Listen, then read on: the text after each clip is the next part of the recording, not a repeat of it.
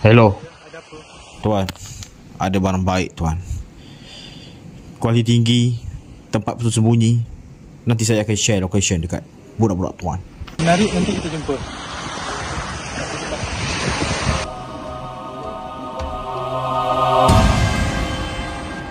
Tuan, saya ni mengenalkan dua orang inspektor.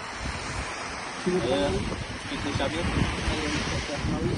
diorang dua akan cover semua buatan kita tuan.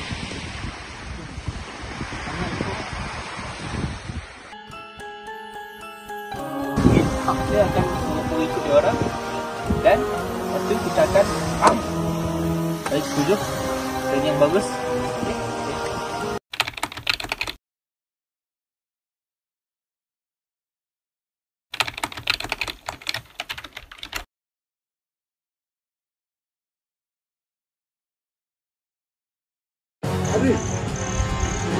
Kerja bagus korang semua.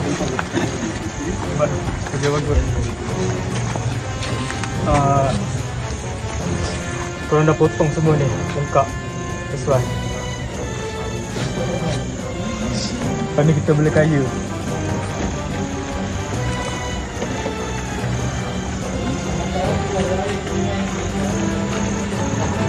Terima kasih ya. Terima kasih semua.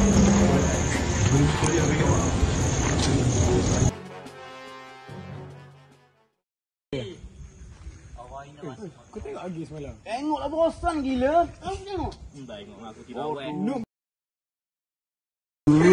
Tak tengok ah. Dia apa gitu? Bagus rasa Betul. Apa kalah pergi kosong? Tahu. Awak kecil je. Dah lah kat down list. Betul. Kau kosong gitu. Datang Malaysia buat macam Bodoh rugi je pergi. Ya. kalau buat action auto style. Bukan. Ni bukan itu yang ahli politik yang famous tu. Ya. Lama dah aku bilang kau ni. Kau ni kenapa? Tiba-tiba sini Kau tu pokok temakau tu. Bukan saya buat. Kau buat apa sini? Kau buat apa ni? Buat apa sini? Bukan saya buat. Oi, pokok ni.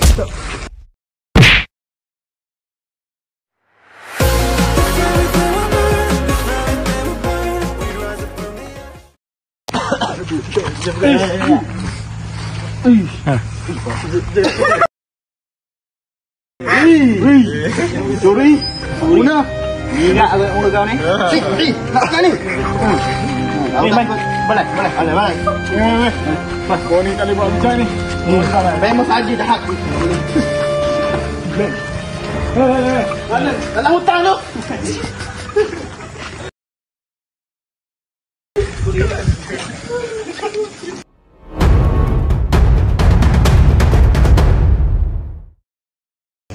Kenapa kau buat pembalasan haram?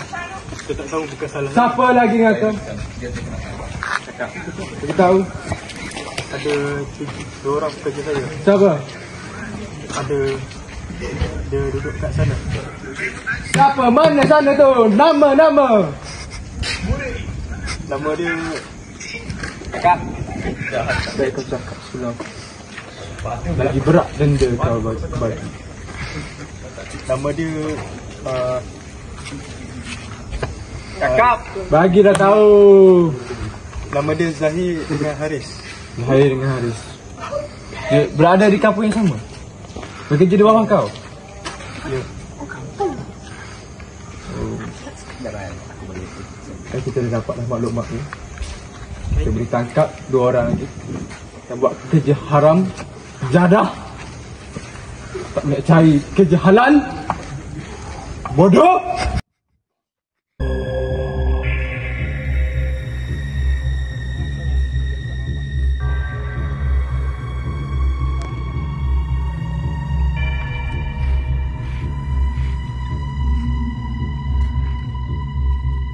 Kau nak nampak? Dari mana? Nak ke mana? Dari mana bang? Aku dengar cerita kau buat kerja halal ke? Memang halal kerja saya bang. Ya. Kerja saya memang halal tu. Kalau macam tu kita cakap kat balai nak. Nama dia bang? Nama. Jom, jangan banyak cakap. saya tak buat salah bang. Ya. Ya, dasarkan video ni memang betul. Pembalakan memang penting untuk ekonomi. Tapi dengan sifat tamak dan rakus manusia, dia akan menjejaskan ekosistem tempat tinggal haiwan dan akan menyebabkan tanah runtuh dan pelbagai bencana alam.